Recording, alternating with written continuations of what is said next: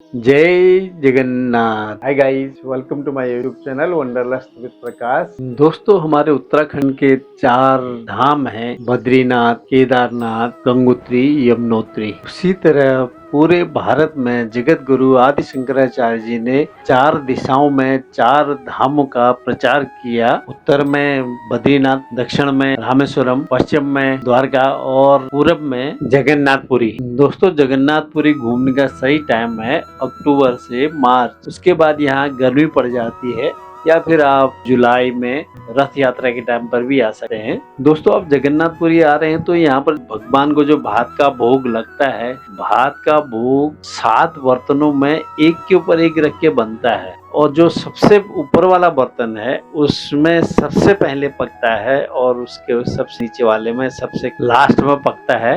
वो भात का भोग भगवान जी को लगने के बाद आप उस भोग को जरूर लें, बहुत ही टेस्टी होता है और वैसे भी भगवान का प्रसाद है। भगवान को भोग लगाने के बाद फिर वो प्रसाद को बाहर में लाकर सारे भक्तों को बांटा जाता है। और दोस्तों, कहा जाता है कि जब तक सारे भक्तों को ये प्रसाद नहीं मिलता तब तक ये प्रसाद खत्म नहीं होता है। और दूसरा दोस्तों, यहाँ पर ध्वजा बदलते हुए भी जरूर देखें। एक दिन में 3 बार ध्वजा बदलते हैं, ऐसा बताया जाता है। ये जगन्नाथपुरी धाम है।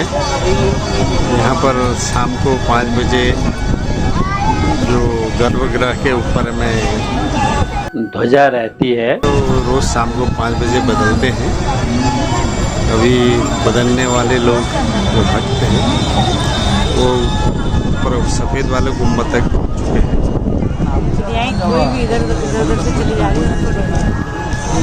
दोस्तों, मंदिर की ऊंचाई 214 फीट है। सोचिए, 214 फुट ऊपर में जाके ध्वजा बदलना इतना मुश्किल है। दोस्तों, जब तक ये ध्वजा बदलते हैं तब तक मैं यहाँ की कुछ रोचक और आश्चर्यजनक तथ्य आपको बताता हूँ।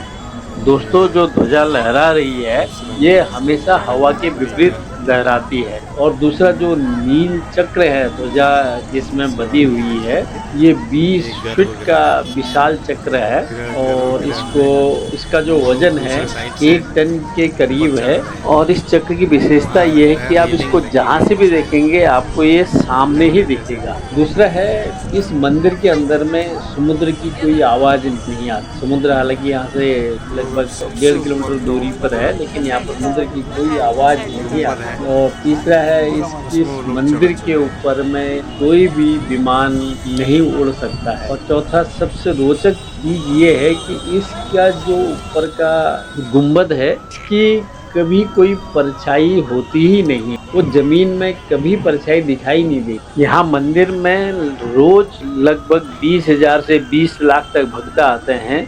और यहाँ पर जो चावल का प्रसाद बनता है वो सभी भक्तों को मिल जाता है, कभी कम नहीं पड़ता। और एक है जादुई बर्तन, जो मैंने पहले ही बताया था कि 7 बर्तन होते हैं, एक के ऊपर एक रख के जो प्रसाद बनता है, सबसे ऊपर वाले में पहले बनता है और सबसे नीचे वाले में सबसे लास्ट में बनता है। और यहाँ की जो भगवान की जो मूर्तियाँ हैं ये सब काष्ठ की बनी हुई। और जो पहली बार मूर्ति बनाई वो विश्वकर्मा जी ने बनाई। ऊपर में जितनी भी ध्वजाएं लगी हुई हैं ये सारी ध्वजाएं बदली जाएंगी। ये जितनी ध्वजाएं भी बदलती हैं ये सारे भक्त लोग ही इनको बदलवाते हैं।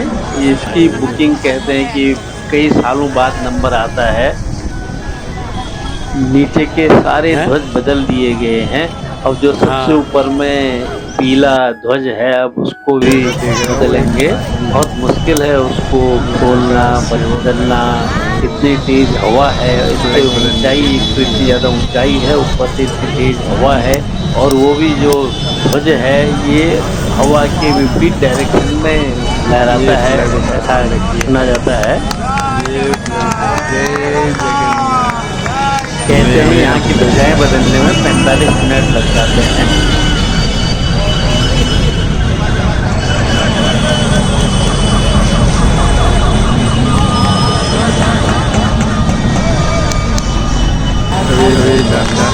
जय जगन्नाथ। बदल दिया गया है है। अभी तक पीला ध्वज था, अब सफेद ध्वज लगा दिया गया है। बोलो जय जगन्नाथ। मंदिर के अंदर आपको मोबाइल फोन अलाउ नहीं करेंगे, इवन लेडीज पर्स भी अलाउ नहीं करेंगे, कोई सामान भी अलाउ नहीं करते हैं। बाहर में ही प्राइवेट लॉकर्स हैं, आप वहां जमा कर सकते हैं। पुरी के बीच भी बहुत अच्छे हैं। आप यहाँ पर गोल्डन बीच में स्वर्ग द्वार बीच यहाँ घूम सकते हैं। यहाँ सनराइज सनसेट दोनों देख सकते हैं, क्योंकि ये ईस्ट में पड़ता है तो आप सनराइज यहाँ का बहुत अच्छा दिखता है, बशर्ते कि धुंध न हो, बादल न हो। ये पुरी का गोल्डन बीच है, सारे बीच मिले हुए हैं।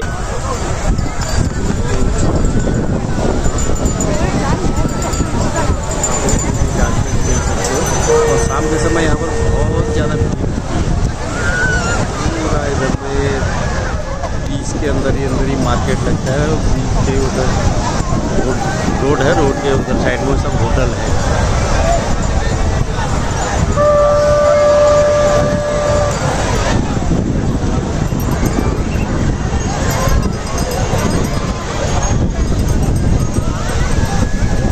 गोल्डन बीच बहुत प्यारा बीच है। अगर आप जगन्नाथपुरी में यहाँ जगन्नाथ जी के दर्शन करना है तो गोल्डन बीच में ज़रूर घूमें। थोड़ा सा 3 बजे तक आने से अच्छा रहेगा अगर आपको समुद्र के बीच में जाना है। अभी थोड़ा सा ठंडी हवाएं चलने लगती है,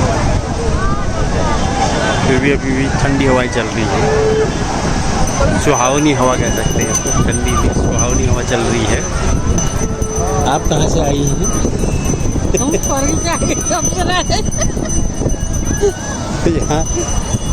यहाँ ये कृष्ण के साथ वो पहले गोपी होगी, है गोपियाँ आई हुई है यहाँ द्वारकाधीश में, जगन्नाथपुरी में। दोस्तों जगन्नाथपुरी आप बाई रोड या बाई ट्रेन आ सकते हैं। अगर आप राजधानी या हवाई जहाज अगर से आना चाहते हैं तो आपको भुवनेश्वर तक ही मिलेगा, और उसके बाद फिर आपको बाई ट्रेन या बाई रोड ही आना पड़ेगा। भुवनेश्वर से पुरी तक बस भी मिल जाती है। पुरी में रहने के लिए बीच के सामने हमने भी होटल यही बीच के सामने में लिया हुआ है। एक रोड के एक साइड में ये बीचेज हैं और दूसरी साइड में सारे होटल हैं, बहुत अच्छे अच्छे होटल हैं। और अगर आप जगन्नाथपुरी आते हैं तो यहाँ पर एक काइंड ऑफ स्वीट है, ये मंदिर में प्रसाद के रूप में चढ़ता है, और वैसे भी बाहर आप दुकानों में भी ये खरीद सकते हैं। मंदिर से एक बार बाहर आ गए तो दोबारा बहुत लंबी लाइन में लगना पड़ जाता है। मंदिर से बाहर भी कई ऐसी बड़ी बड़ी दुकानें हैं, वहाँ से भी आप ये ले, हम लोग भी घर के लिए लाए थे। अच्छा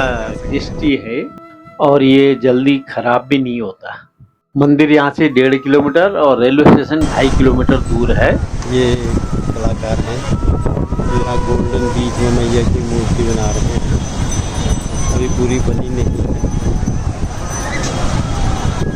अभी उनके नाक नक्श उभेर रहे हैं। यहाँ बीच में इस तरह के आपको बहुत सारे कलाकार दिखेंगे जो अलग अलग तरह की यहाँ पर मूर्तियाँ, शिवलिंग और कई चीजें बनाते रहते हैं। और ये इधर में जो ये मार्केट है कल बंद रहेगी 5 तारीख को। कुछ 5 ये बताते कभी 5, 15 कुछ इस तरह का आने का अपना रहता है। हफ्ते में 1 दिन या 15 दिन में 1 दिन कुछ है इनका बंद रहता है मार्केट। ये जो बीच के किनारे की मार्केट है कल बंद रहेगी। एक कलाकार और है जो मूर्ति बनाने में लगे हुए हैं। बाद में पता चलेगा कि तुमने स्टार्ट ही किया हुआ, बाद में पता चलेगा कि इसकी मूर्ति बना रहे हैं।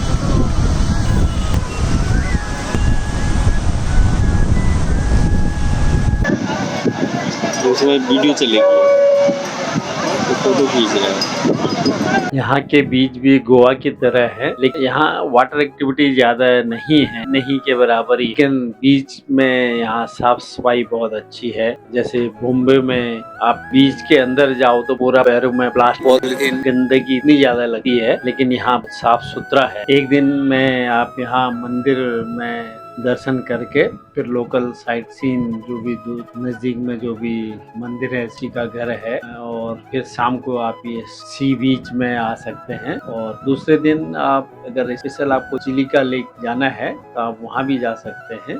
दोस्तों, भगवान जगन्नाथ जी की रथ यात्रा आषाढ़ शुक्ल द्वितीया को जगन्नाथपुरी में आरंभ होती है और इसका समापन होता है दशमी तिथि को। इस साल जगन्नाथ जी की यात्रा 7 जुलाई 2024 को शुरू होगी और इसकी समाप्ति 16 जुलाई 2024 को होगी। दुनिया भर से लोग यहाँ जगन्नाथ रथ यात्रा में शामिल होने के लिए आते हैं। ये रथ यात्रा भगवान जगन्नाथ जी जो 3 रथों में जाते हैं, भगवान जगन्नाथ जी, भगवान बलभद्र और उनकी छोटी बहन सुभद्रा, ये जगन्नाथपुरी मंदिर से 3 किलोमीटर दूर गुंडीचा में उनकी मौसी का मंदिर है, वहां तक ये यात्रा का जश्न मनाया जाता है। पुरी से टूर एंड ट्रेवल्स वालों की बसें चलती हैं जो आपको चंद्रभागा बीच दिखाते हुए कोणार्क सन टेम्पल दिखाएंगे, उसके बाद धौलागिरी जो भुवनेश्वर में है, और बुद्धा टेम्पल, लिंगराज टेम्पल और खांडवगिरी और उदयगिरी जो आमने सामने जो 2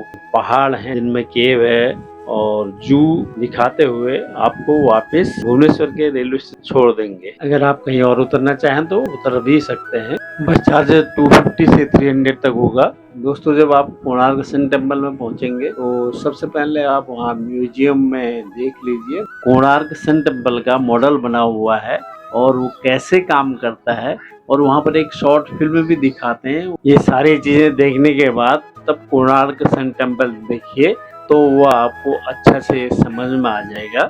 इस मंदिर को बनाने में 12 साल लगे और 12 सालों का राजस्व के बराबर इसमें खर्चा आया, और इस मंदिर में 1200 मजदूरों ने 12 साल में मंदिर पूरा किया। और ऐसा कहा जाता है कि इस मंदिर के जो शिखर कलश है उसको एक 12 साल के लड़के ने कलश की स्थापना की, क्योंकि इसको कोई भी स्थापित नहीं कर पा रहा था। ये सूर्य मंदिर का मॉडल दिया गया है और साथ में दिया गया कि कौन से राजा ने कब साम्राज्य किया था और कब कितना उसका साम्राज्य चला, उड़ीसा कब किसके अंदर में आया, ये सारा डिटेल इसमें दिया गया है। उड़ीसा में कब कौन शासक रहा। और ये मंदिर का डिजाइन इसको एक आदमी की बॉडी से कंपेयर करके बनाया गया है।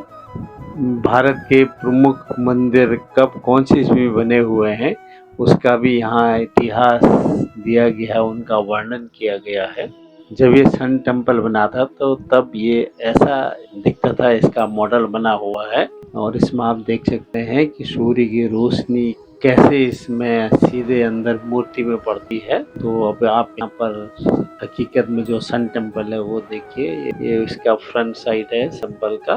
कारीगरी, ये सन टेम्पल का निर्माण 1250 ईस्वी में किया गया। नरसिंह प्रथम ने इसका निर्माण करवाया। इस मंदिर की कारीगरी देखने लायक है। मंदिर के भीतरी भाग में जाने की अनुमति नहीं है, उसमें दीवारें देकर उसको बंद कर दिया गया है। मंदिर के पीछे का प्रांगण, सूर्य रथ में जो 12 पहिए लगे हुए हैं इन्हीं का वर्णन किया गया है। आपने म्यूजियम में देखा था, जो 12 महीनों के परिचायक भी हैं।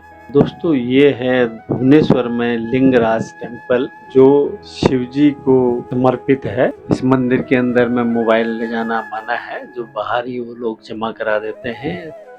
और ये है मुक्तेश्वर मंदिर। इस मंदिर का निर्माण राजा ययाति ने किया था। और ये है अनंत वासुदेव मंदिर। और दोस्तों, ये है राजा रानी मंदिर जिसको लव टेम्पल के नाम से भी जाना जाता है। और ये है केदार गौरी मंदिर।